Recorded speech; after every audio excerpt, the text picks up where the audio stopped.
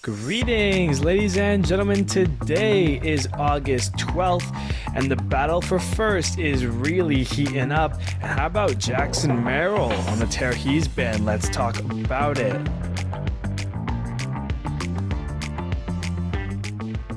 Hello, everybody. My name is Steven. This is the middle of the order. How are we doing today? It is Monday, the beginning of a brand new week here as we inch closer and closer into August and into the battles in the divisions for the wild cards, the dog days of summer. Baseball is happening every day. We love to see it. The intros these days have been lacking. I don't know why I can't think of anything to mention before we get going here, but that is, well, it's okay because sometimes no one is perfect, and I'm already going to stop myself now before I ramble into something completely unrelated to what we're doing here today, and that is, of course, talking some baseball. I'm excited to get into today's stuff. The week we can provide some good baseball. A lot of 2-homer games for some guys, some big sweeps for some teams. So, let's dive on into our series recap. All right, leading us off, we have the Oakland Athletics in Toronto to take on the Blue Jays. The Blue Jays open up this series with a 3-1 win, but then Oakland comes back strong over the weekend, a 1-0 game on Saturday, and then an 8-4 win on the rematch. They get to Chris Bassett, and Oakland A's take 2 of 3 from the Blue Jays. Rangers and Yankees, some weather on Friday meant a doubleheader Saturday. Yankees started the doubleheader strong with an 8-0 victory, but Texas comes back in the second game 9-4, which means a rubber match for Sunday's game, and it's a close one, but the Yankees do hold on. They win an 8-7 win over Texas, take 2 of 3 in that series. Astros and Red Sox now. One team is hot and one team is not. And let me tell you, Houston, we've got a problem because you guys have been killing it recently. Houston has a problem for other teams. 8-4 Astros on Friday, 5-4 on Saturday. Yordan Alvarez, a 2-homer game then. And then the Sunday, it's a 10-2 victory.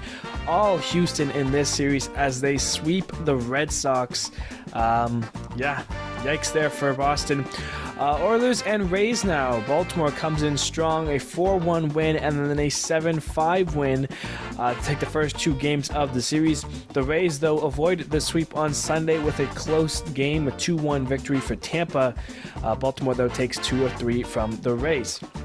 Cubs and White Sox for a 2-game little series here during the weekend.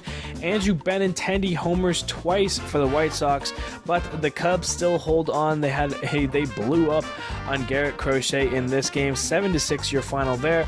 And on the other game, it was a 3-1 victory for the Cubs. They sweep the little 2-game series here, and the White Sox starting up a new losing streak, it appears. Cardinals and Royals now. They also played a small little 2-game series here. Wilson Contreras, a 2-homer day in Kansas City. That led to an 8-5 Cardinals win. But the Royals responded the next day with an 8-3 win for themselves as they split the 2-game series 1 each for both the Cardinals and the Royals. Guardians and Twins. This could have been a huge 4-game series here as the Twins had to make up a doubleheader from April 7th to nearly the start of the season. So doubleheader starts on Friday and the Twins take both of them 4-2 in the first game and then 6-3. They had lowered their lead to 1.5. The Guardians, who had lost 7 straight. Things were not looking good for Cleveland, but they found some form. They won on Saturday 2-1 your final to break that 7-game losing streak, and that gave them some momentum to carry it to Sunday as well as they beat the Twins 5-3. What was looking very bad for the Guardians turned out to be just okay enough as the Guardians and Twins split the 4-game set 2 each. You love to see that when 2 teams are competing, a series split. I'm just kidding. No one loves to see that. Mets and Mariners. Yikes, New York. This was not a series for the Mets. The Mariners came in and shut them out in the first two games, 6-0 and 4-0. And then how about some Sunday night baseball in Seattle? Big dumper, Cal Raleigh, 2-homer game for him. Mariners blow this one open 12-1. Your final in total, outscore them 22-1. Hold the Mets to 1 run in 27 innings. Yikes, lol Mets. Angels and Nationals here. How about a couple of walk-offs in the 10th for the Nats? The first game, it's a 3-2 victory as Alex Call gets the base hit to walk it off for the Nationals. And the very next day, how about Jose Tena with the single to walk it off in the 10th? Nationals win it 5-4. But when the Nationals aren't walking off, they are just getting walked off the field because the Angels come in on Sunday and beat them 6-4. Nats take 2 of 3 from LA. The Angels, of course, that is not the Dodgers. Padres and Marlins. Things are looking good for San Diego. They get a 6-2 victory on Friday. They have to score 4 runs in the 10th after Jackson Merrill does it for the second time in 3 days. A game-tying home run in the 9th.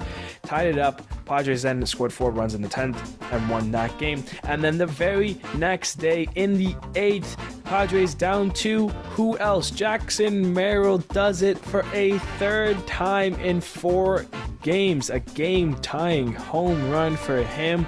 Padres win it 9-8 as they scored in extras and beat them once again. A 7-game winning streak for the Padres, and last game was very close, but the Marlins do hold on. They win it 7-6 and end the Padres 7-game winning streak. But what a run it has been for San Diego. Let's see them continue it this week. Reds and Brewers. The Brewers took the first game 8-3. Then we definitely had a strong pitchers duel here for game 2 between Tobias Mayers and Nick Martinez. It led to a 1-0 Brewers win. But on Sunday, the Reds avoided the sweep. They beat them 4-3. And they get a win against the NL Central leading Brewers. Pirates and Dodgers. The Padres have been looking good. Dodgers needed an answer, and luckily for them, the Pirates are struggling right now. A 9-5 win on Friday, a 4-1 win on Saturday, and then Sunday, Andrew McCutcheon was looking good, a 2-homer day for him, but the Dodgers stay close and they end up tying it. They walk it off in the 10th. Teoscar Hernandez, what a season he's having, a base hit, wins it. The Dodgers sweep the Pirates. They win that last game 6-5. Braves and Rockies. Braves. Last episode we talked about how they're out of a wild card spot. A series against the Rockies and you're not sweeping them does not help. A 6-5 loss to open the series against Colorado. They then end their 6-game losing streak on Saturday. Matt Olson, he hits 2 home runs in this game, one of which a grand slam. That makes it an 11-8 Braves win. And in a Sunday game, the Braves were up 8-2 until the 8th inning, where the Rockies scored 7 runs against them to come back and win it 9-8. Not only did the Braves not sweep the Rockies, they lose the series. Rockies take 2 of 3 from the Braves. Atlanta, troubles looming. Phillies and D-Backs. This was one hell of a series to watch. The Phillies took the first game 6-4. It was a 4-game series here. The Diamondbacks on Friday, a 3-2 victory, and it's a walk-off home run. Adrian Del Castillo's first big league home run is a walk-off bomb. What a moment for him as the D-Backs even up the series.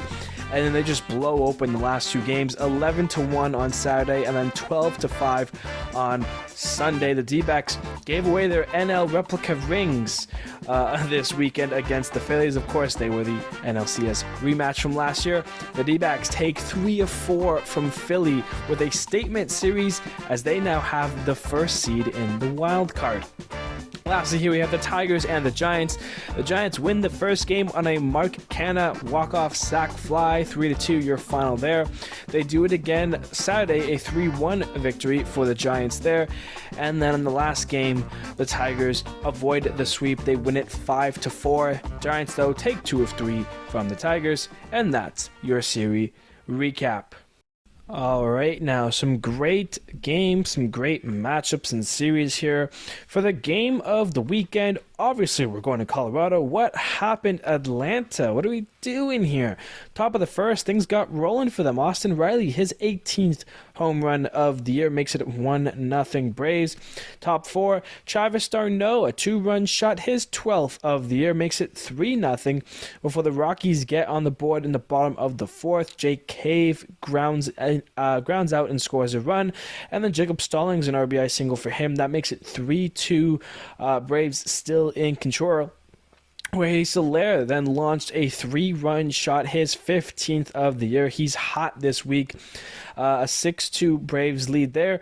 And then Matt Olson, he'll double in a run. This is coming off his 2-homer day on Saturday. 7-2 Atlanta. Top 8, how about Jorge Soler again? A 2-homer day for him, his 16th. A solo shot makes it 8-2 Atlanta. They have a 6-run lead.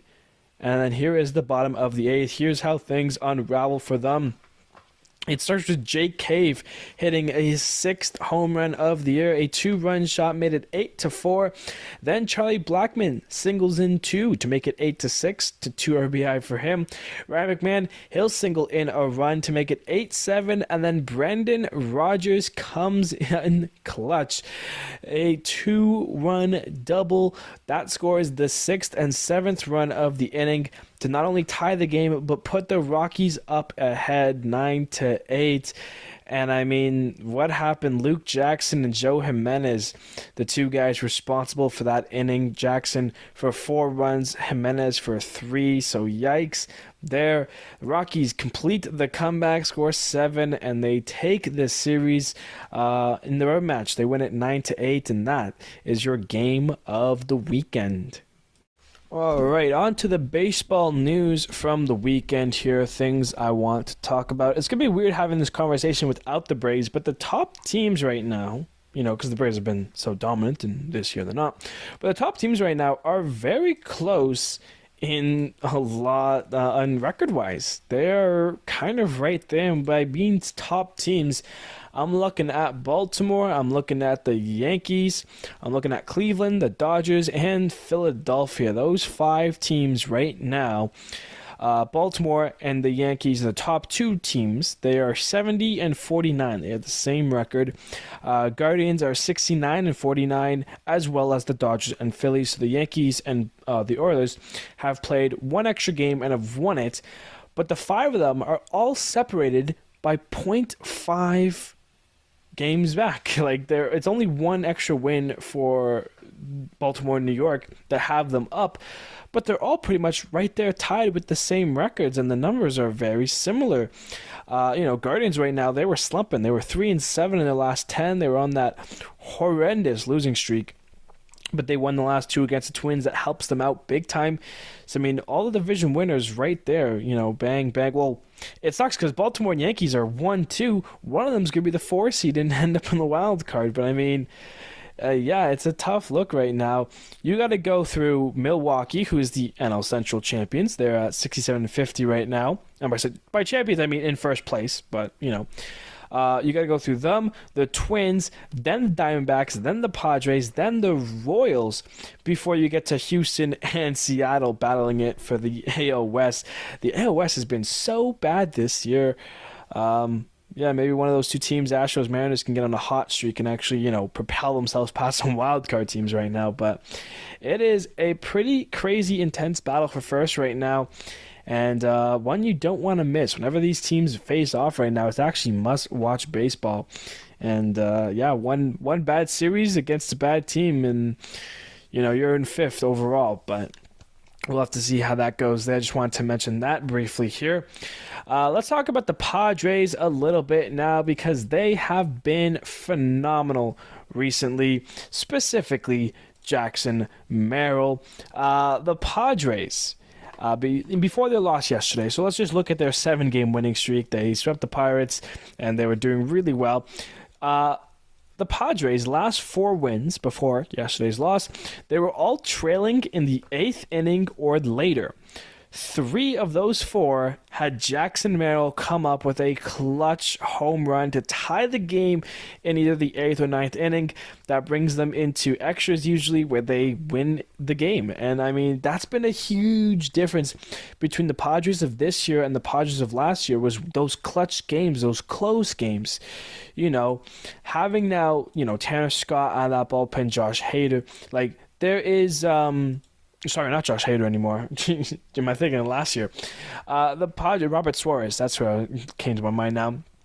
The Padres have really turned their team around here, and they're winning close games. They're closing the gap against the Dodgers, which for me is a huge difference between the teams right now. Is that, yes, the Dodgers are still in first, and I mean, they had a good weekend. The Dodgers, they swept the Pirates. Arizona, 3 or 4 from the Phillies. Padres technically had the worst weekend by only winning 2 of 3, but they're all 3.5 back of the Dodgers. They're right then and there. A good weekend changes the dynamics, and the Padres and D-Backs, credit where credit's due. They're both 8-2 in their last 10. They are on streaks right now. The Padres are winning those clutch, close games. Jackson Merrill is incredible right now. I mean, you're talking about, at the beginning of the season, we mentioned how it's like, the Jackson trilogy. Jackson Holiday for Baltimore, Jackson Churio for the Brewers, and Jackson Merrill. All 3 of them, rookies who are going to be having good seasons. That's what the plan was. Jackson Holiday came up, was awful, sent back down. He's come back up in 10 games. He has 5 home runs. He has looked phenomenal since coming back up. Jackson Churio, he's been kind of your sneaky, under the radar, quiet guy who, has done his thing buried to himself. The Brewers are in first. He's part of the reason why, things are going well for him. And now recently, Jackson Merrill, we saw him, he was the first kind of rookie to debut, essentially, because the Dodgers and Padres played in that Seoul series at the beginning of the season. And he almost hit his first home run in those games. And now he's hitting clutch home run after clutch home run in the 8th, ninth inning, tying ball games and helping his team win it. I mean, he's definitely someone that you could say, rookie of the year. I think he had a comment recently about how he said that he doesn't care at all, because some of the guys he's up against, including Paul Skeens, Shota Emenaga. It sucks sometimes in your pitchers when you have such a highly marketed guy like Skeens. It is going to be tough for Merrill to win it, but he is having a great stretch here with the Padres, and helping them win ball games is the key difference right now. And right now, San Diego is, in my opinion, the team to watch. Like, they are fun. I do love these Padres right now. And Arizona's not too far back either, but still, Jackson Merrill is on a blinder right now. He's on a hot streak. So keep in mind for that as the Padres continue to chase down the Dodgers. We've talked about the Dodgers and Padres and Diamondbacks. How about we talk about the Giants very briefly? Because on Friday, kind of after my episode, Giants announced that they were sending Camilo Doval down to AAA. They're optioning him, which kind of gave me a little bit of a head scratch until I went to go. I wanted to see why, so I went to go look at some numbers here.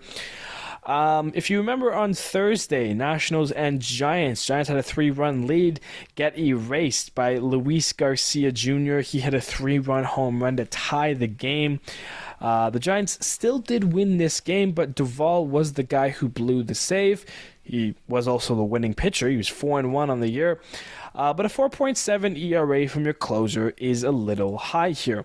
So I started going through game logs for him to see kind of what happened here. Why is it like this specifically for him? He started off the season horrendously. March 30th was his first appearance, the 3rd game of the season, and he gave up 2 earned runs, didn't even get through an inning. His ERA was shot to 27. But since then, pretty much for the rest of April, he was knocking it down slowly. He got it down to 2.79 before he gave up another earned run here.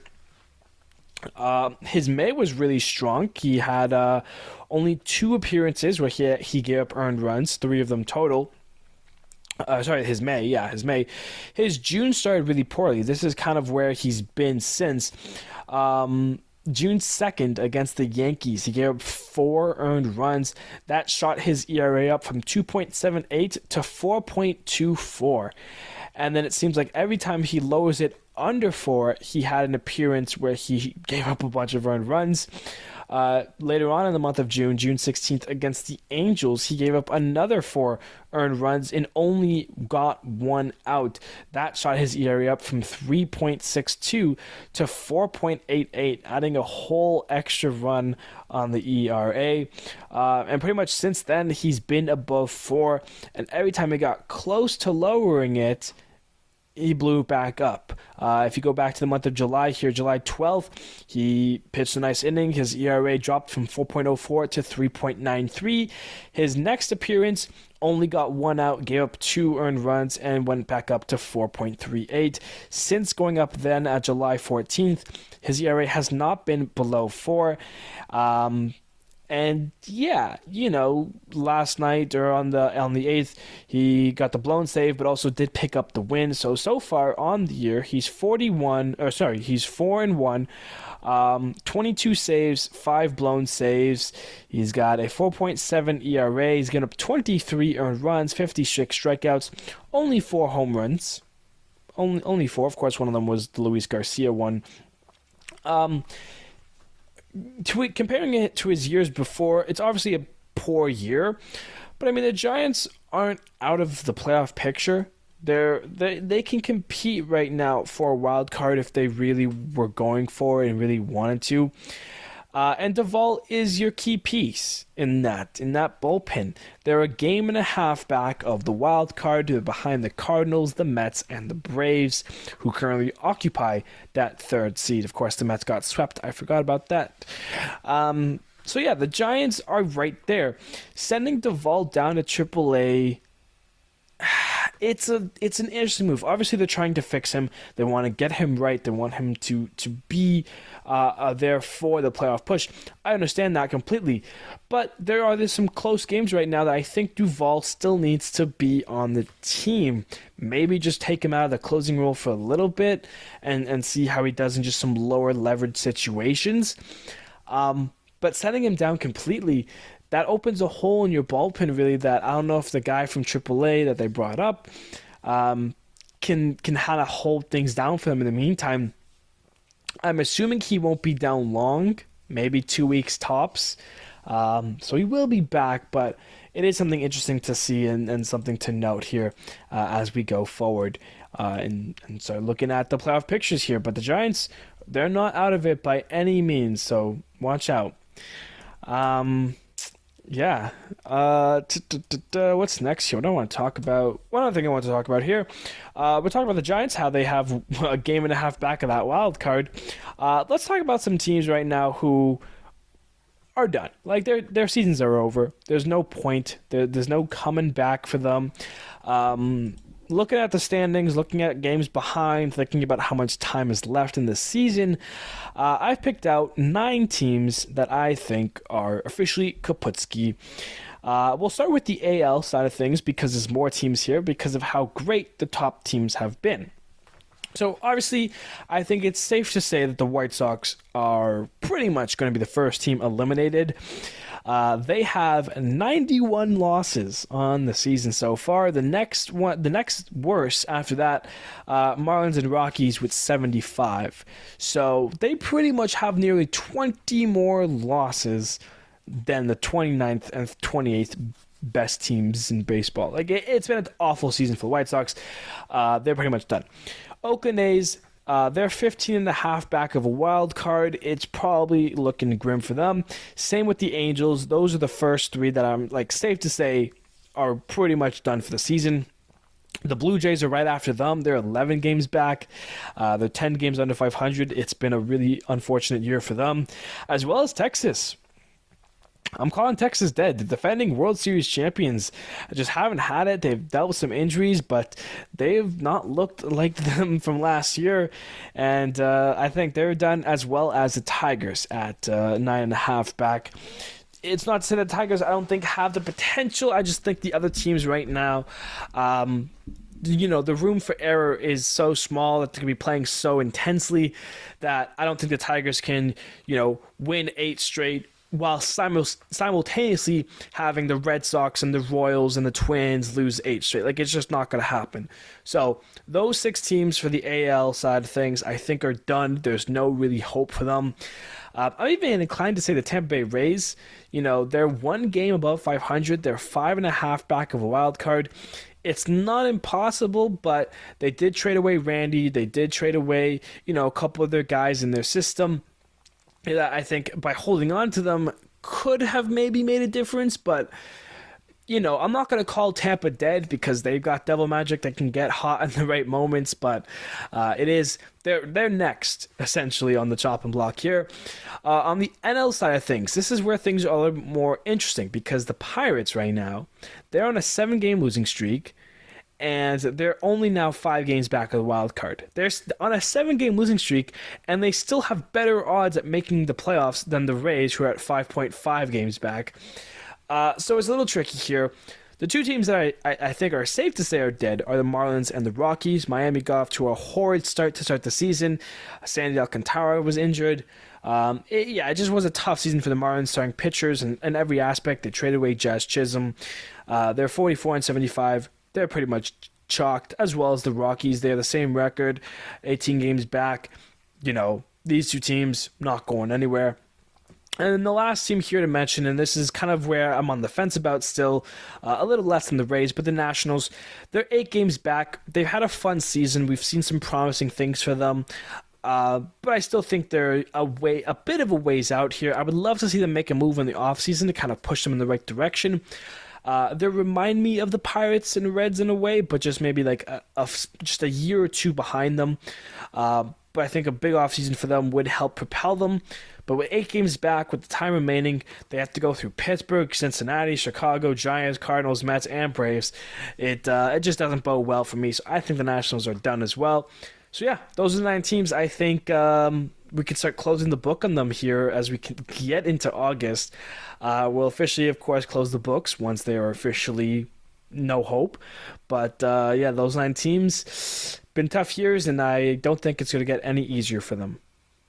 Alrighty, now moving past the baseball news, let's take a look at the hot and colds for the week here. Starting it off, Yordan Alvarez from your Astros, 9 for 18, 5 home runs, 8 RBIs, 7 runs, 5 walks. How about no strikeouts for the power slugger? A 2.014 OPS is a crazy week for Mr. Alvarez. Behind him is another power slugger, Jorge Soler from the Braves, 9 for 20, 4 home runs, 9 RBIs, 6 runs, a 1.622 OPS. Next up, as mentioned, for being a clutch hitter is Jackson Merrill, who is also a hot hitter. 10 for 24, a double, a triple, 4 home runs, 8 RBIs, 9 runs, a 1.506 OPS for him. Keep it up, Merrill. Jake McCarthy had a fantastic series against the Phillies that kind of propelled him into being into a hot hitter this week. 9 for 22, a triple, 3 home runs, 11 RBIs, 4 runs, a 1.318 OPS. Good stuff for him. And then another Houston Astro here rounds off the list of hots. Alex Bregman, contract year, 11 for 22, 3 doubles, 2 home runs, 5 RBIs, 8 runs, 3 walks, a 1.469 OPS for him. Flipping it to the cold side of the pillow, Logan O'Hoppe. This one hurts me. 0 for 22 with 9 Ks. Yikes. Tough week for O'Hoppe. Anthony Volpe just behind him, 1 for 24 with 10 Ks. Jonathan India does one worse, 1 for 25 with 11 Ks. Had one extra at bat and struck out in it compared to Volpe here. Also cold, Brian De La Cruz not having a good start to his Pirate days, 1 for 16 with 8 Ks. And then Brandon Marsh, 1 for 18 with 7 Ks. Tough week for him and the Phillies, who lost the last 3 straight against the D-Backs. Can they change a pace here recently? Looking on now, we have our injury updates for the week here. Starting things off, we've got Joe Ryan who was placed on the IL with a grade 2 tear strain that will take up to weeks or months to heal and get better. Not a great sign for the Twins here. Joe Ryan will be missing a lot of time. River Ryan, 10 out of town name, by the way, with the Dodgers. He's going to be done for the season. He had an elbow injury recently, and it's not looking good, so he will miss the remaining of the season. James Paxton with the Red Sox. He exited his start this weekend with a right calf strain, so we'll see if he ends up on the IL or not. And then Austin Hayes from the Phillies, a strained hamstring for him as well. He will end up on the IL for a little bit there. So those are your injury updates for the week here. And we'll take now a look at the outstanding performances of the week here. So getting things started, Bailey Ober from your Twins, 6 innings pitched, 2 hits, no earned runs, 2 walks, and 9 Ks. Zach Eflin against his former team, the Rays, that traded him to Baltimore. He shoves against the Rays, 7 innings pitched, 4 hits, no earned runs, a walk, and 7 Ks. Bryce Miller, 6 innings pitched, 3 hits, no earned runs, 1 walk, 6 Ks. The pitching matchup here between Tobias Myers and Nick Martinez. Of course, Myers, 7 1/3 innings pitched, 3 hits, no earned runs, no walks, and 9 Ks. Nick Martinez on the other side of the bump, 7 innings pitched, 1 hit, no earned runs, no walks, and 7 Ks. Justin Steele is here as well. 6 innings pitched, 6 hits, no earned runs, 2 walks, and 8 Ks. And last but not least, Logan Gilbert, 7 innings pitched, 3 hits, no earned runs, a walk, and 6 Ks. That is good enough to earn your time some college football video game time, Logan Gilbert. If you saw the picture, you know what I'm talking about. Standings check. Time to look at the standings. We've gone over them a little bit by talking about the teams that are hot, the top teams all in first place, the bottom teams that all suck. So we've already talked about some of the records and the checks here. AL East, Baltimore and the Yankees are still tied at 70 and 49, the two teams with 70 wins on the season so far. Boston 7.5 back of them both, so it is looking like a battle between the Oilers and the Yankees here for the AL East division. The AL Central, it could have been really different. The Twins were a 1.5 games back after Friday. The Guardians, though, win on Saturday and Sunday, so they split the series. Guardians still 3.5 back. The Guardians are still 3.5 up on the Twins. Royals are 4 games back. They played 2 games, won 1 and lost 1. So, tough stuff there from the Royals. They're still 4 games back of the Guardians, and the Tigers, White Sox, no hope there. The AL West, the division that is the worst. Rangers are 7.5 back of the Astros and Mariners that are still tied for first, and they've been tied because of how good they've been. Astros 62 and 55, Mariners 63 and 56. So Mariners have played 2 extra games, won 1 and lost 1. So technically Houston is better. But the Astros on a 5-game winning streak, Mariners on a 4-game winning streak. So both these teams are hot. Man, I wish they were playing this week because that would be great baseball to watch. The NL East, Phillies, despite losing 3 straight, the Braves are 3-7 in their last 10 and are struggling.